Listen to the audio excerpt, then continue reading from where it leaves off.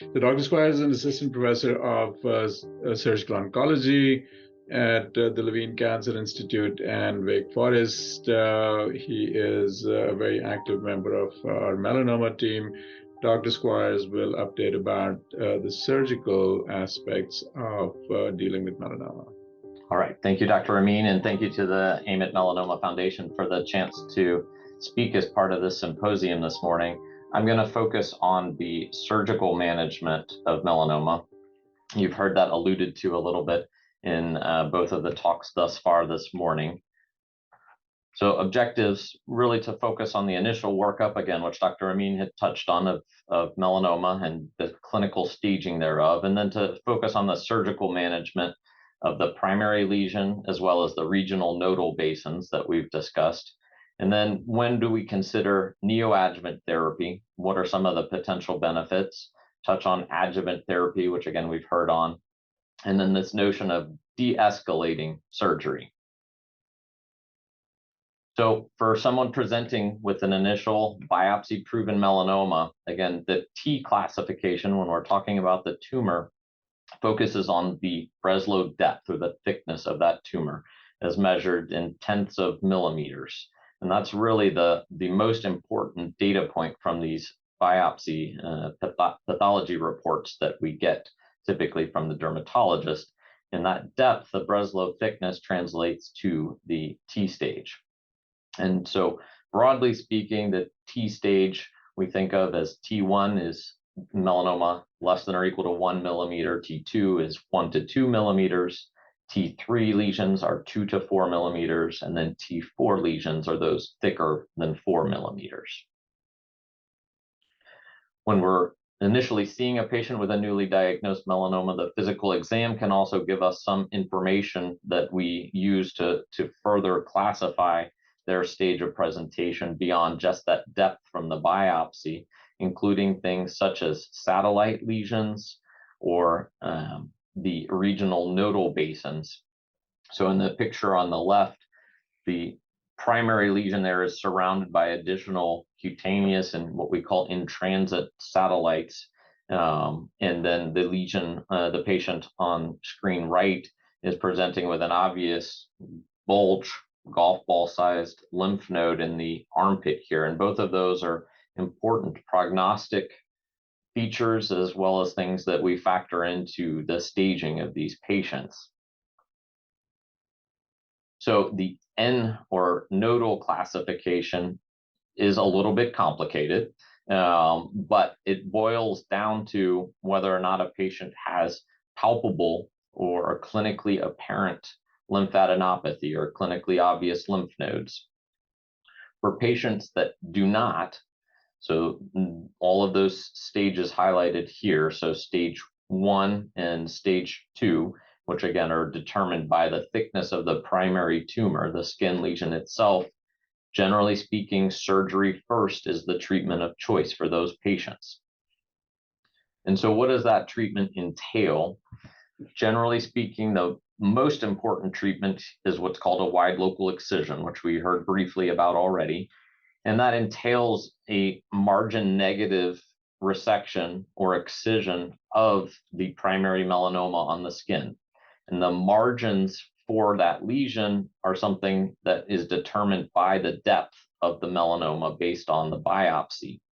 And so you can see here this diagram on the right, again, is sketching out the margins that we would map in order to ensure that we are excising every last bit of melanoma from the skin. Generally speaking, these are elliptical incisions so that we can ensure that patients have nice, well-healed linear scars when all is said and done. And again, the margins are a function of the depth of that tumor. So we've heard about sentinel lymph nodes briefly in Dr. Amin's talk. So when do we think about sampling these sentinel lymph nodes? And so that's generally for anyone that has a stage 1B, so a greater than 8 millimeter thick melanoma, or one with ulceration, or both. Those are the patients in which we would at least discuss and consider the sentinel lymph node biopsy. And that's largely a function of when do we think the risk of finding melanoma in that sentinel lymph node exceeds the risk of that complication. And so that's where we've derived these data from, is that for, again, any patients with a stage 1B or higher melanoma, typically the sentinel lymph node biopsy is recommended because this is an important staging tool. So while the sentinel lymph node biopsy itself has not been shown to improve the disease-specific survival, a positive sentinel lymph node is an important prognostic feature, and that, by definition, as we heard, upstages a patient to stage 3 melanoma. And those are the very patients in whom adjuvant therapy, the therapies that we just heard about, immunotherapy and targeted dual agent therapy, have been shown to improve recurrence-free and overall survival in appropriate stage 3 patients. So this is an important piece of prognostic information for patients and for medical oncology. So what does that sentinel lymph node biopsy entail? So again, as we briefly heard, we're trying to find the draining lymph node for that particular patch of skin where the melanoma arose. We do that by injecting a dye, typically 2 separate dyes. One of them is technetium, which is a nuclear medicine tagged dye that we can then take pictures of, what's called lymphoscintigraphy, to follow where that dye drains to, and it localizes to a lymph node and gives us mapping pictures such as those seen in the top left here. And sometimes we need more high-tech, higher resolution pictures such as the SPECT CT down on the right, particularly when we're dealing with melanoma on the head or neck. But this is the general sense in that we use a dye. And then the probe here, shown in the top right, is how intraoperatively we localize that lymph node. It's akin to a Geiger counter is the analogy I use, that allows us to localize the specific lymph node that drains that particular area where the melanoma arose on the skin. We also typically will use a second dye, a blue dye that's injected in the operating room once the patient is asleep, that again serves the same purpose. It travels through the lymphatic channels from the site of the primary melanoma to the draining sentinel lymph node and is a visual cue. So the lymph node literally stains blue once that dye travels through the lymphatics and lodges in the sentinel lymph node, and that allows us to, again, reliably locate and remove that sentinel lymph node.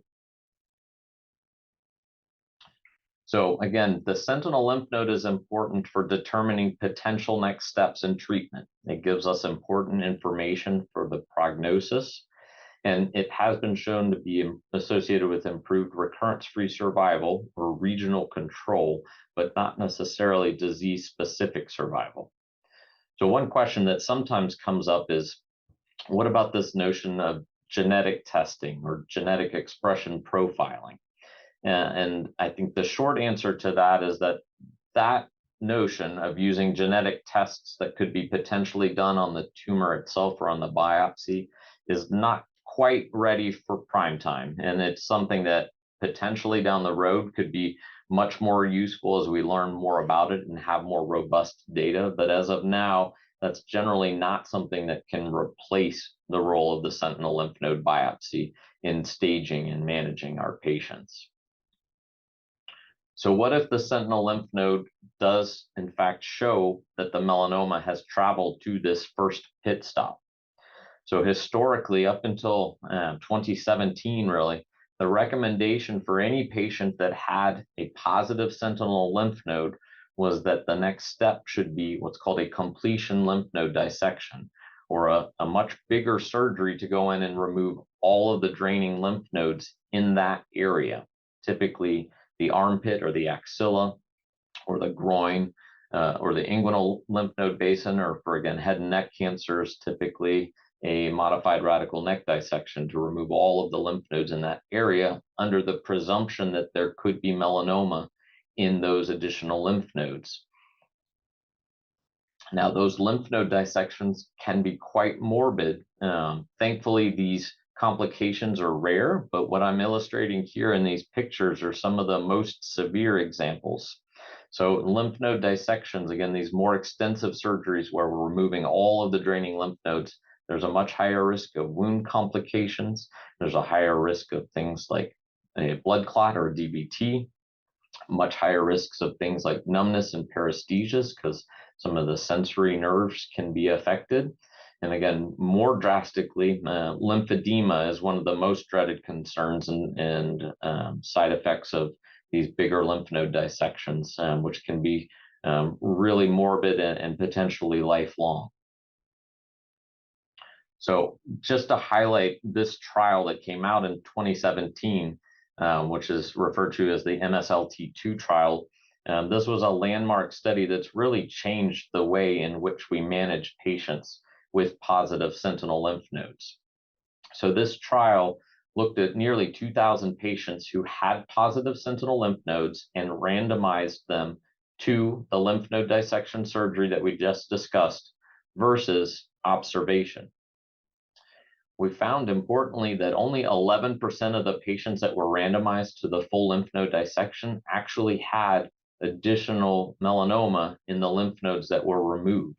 And importantly, the 3-year melanoma-specific survival was no different in these two groups. And that this plot off to the right illustrates that by and large, patients did equally well, whether we took them to this much bigger surgery, which again entails significant risk of perioperative complications, versus observation alone. And the morbidity, again, was significantly higher, not surprisingly, in the patients that underwent lymph node dissection surgery. So now in 2023, for patients that have a positive sentinel lymph node, the options are observation without additional lymph node surgery, in which case we typically closely monitor the draining lymph node basin with ultrasound to look for any signs over time of additional lymph node involvement, or completion lymph node dissection. And there are specific situations in which surveillance or observation may not be feasible, because there certainly is a risk of recurrence in the additional lymph nodes over time. And so again, for patients in whom observation and that close surveillance may not be feasible, or if there are things based on the tumor itself or based on the sentinel lymph node that suggest a higher likelihood of regional lymph node involvement, then potentially we would recommend lymph node dissection. Or in patients in whom adjuvant therapy or systemic immunotherapy or targeted therapy after surgery would not be feasible, then again, surgery may still play a role. But as we heard from Dr. Amin and Dr. Atlas, the development of these systemic therapies has been truly a game changer for our patient population. So why is staging so important? And we saw this figure briefly earlier, and this just shows the survival separated based on the different stages. And not surprisingly, from top to bottom, the lower stage disease in pink and green at the top, those patients do remarkably well over time. And patients with stage 2 disease, shown in orange and blue and brown, again from progressively lower to higher stages, top to bottom, still do relatively well, but certainly have a higher risk of their melanoma coming back and of ultimately succumbing to that disease. This again is showing just the stage 3 patients again, and you see separation of these curves suggesting that patients with more lymph nodes involved do worse, and those with thicker melanomas do worse. Something of interest here, again, on the left is stage 1 and 2 disease, and on the right is stage 3 disease. Again, those patients with positive lymph nodes classified as stage 3. But what jumps out is that some of the patients with these stage 2B and 2C melanoma actually seem to do worse than those with stage 3A disease, for whom the 5 and 10-year melanoma specific survival is actually still quite good. And so patients that are eligible for adjuvant therapy, again, these systemic therapies after their surgery, we've expanded to include not only the patients with stage 3 melanoma, but in certain cases, patients with stage 2B and 2C, who again, their risk of recurrence may actually be higher than those patients with stage 3A disease. So we've expanded the patient population that we're sometimes looking at offering these adjuvant therapies to, again, with the goal being to try to do everything we can to reduce the risk of recurrence and improve survival outcomes for these patients. So briefly, what about neoadjuvant treatment, which again, we mentioned earlier, defined as treatment before surgery, these systemic therapy options with the plan to ultimately proceed with surgery, but treating with several cycles of one of these agents or a combination of these agents before surgery. So why might we consider that? Some of the potential benefits are to downstage disease, meaning potentially make surgery easier or less disfiguring. It gives us potentially very valuable prognostic information about the benefit, how well a patient's tumor responds to that therapy. In some patients, it eliminates unnecessary surgery in a patient whose disease might rapidly progress. We want to avoid surgery, frankly, in somebody whose disease is not going to be helped by a potentially large operation if they're going to progress within a matter of weeks to months of that surgery. Potentially eliminates the need for things like adjuvant radiation, and it may improve recurrence-free survival. So similar to some of the figures that Dr. Amin actually showed, this is a different patient, but this is a CT scan of a patient with a large axillary lymph node. So a lymph node metastasis at presentation in their armpit here. And after just 6 weeks of targeted therapy, you can see the dramatic decrease in the size of this lymph node, making surgery possible and certainly much safer. And the odds of doing a margin negative complete lymph node dissection are significantly improved by just 6 weeks of therapy. So this provides valuable prognostic information in that when we follow up this neoadjuvant therapy with surgery and we look at the response in the lymph nodes that we remove, patients in whom they've had a pathologic response shown in blue do much, much better over time than those patients shown in red that did not have any response in their tumor when we looked at these under the microscope after surgery. Restaging after neoadjuvant treatment, again, even just a few cycles or a few weeks, can identify patients who are having progression of their disease in whom surgery would not be helpful. This is obviously a scenario that we hate and don't like to see, but again, surgery is not going to be the answer in a patient whose disease progresses from just a single area at presentation on the PET scan shown on the left in column A, but after just a few cycles of neoadjuvant therapy, you can see that their disease has progressed in multiple sites and surgery is no longer going to help that patient. Again, it can potentially eliminate the need for us to lean on things like adjuvant radiation, and if we can see a dramatic response in the number of lymph nodes or the size of lymph nodes involved, which are typically features that we use to decide on whether or not radiation therapy is going to be helpful. This was a landmark trial, again, to speak to this notion of neoadjuvant therapy and the potential benefits of that. So this was looking at patients with advanced disease, stage 3 or stage 4 resectable melanoma, and comparing patients who received neoadjuvant, so again, before surgery, followed by additional therapy, versus patients that got surgery and then adjuvant or after surgery. And so the patients in blue, those patients that got a portion of their therapy before their surgery, did remarkably better than those patients that got their systemic therapy only after surgery. And there's multiple theories as to why that might be happening, but these are fairly remarkable data that we're seeing here, and other trials have borne that out as well. And so just briefly to finish up talking about this notion of de-escalating surgery, there's been published studies looking at potentially just removing the single involved lymph node, as is often the case in patients that may only have a single palpable lymph node.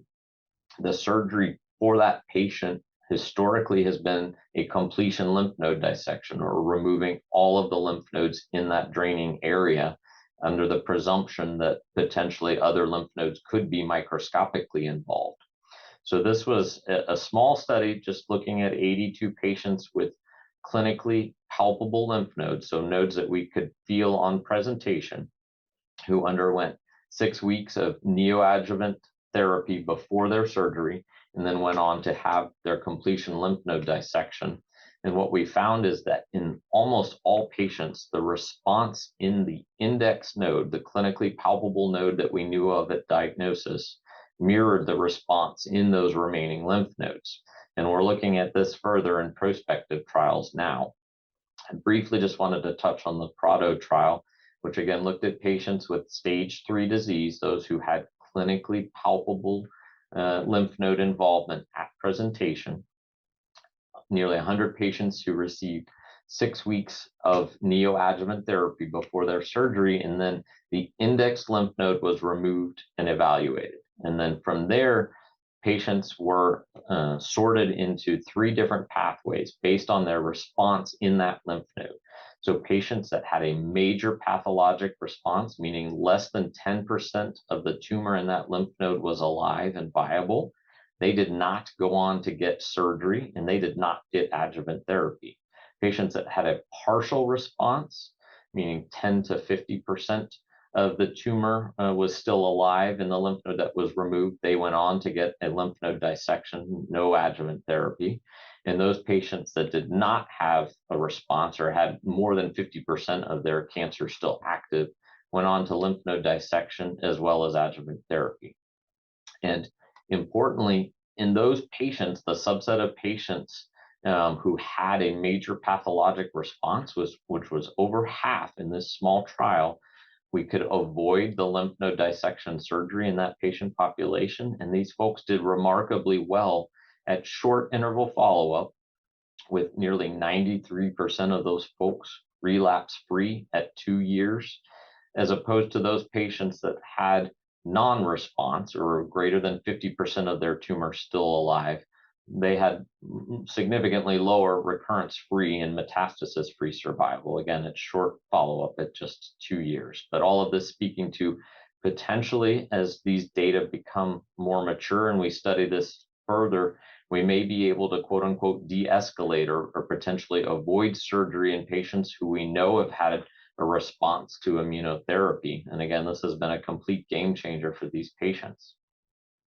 So I'll stop there, and we'll be happy to answer questions at the end of the symposium.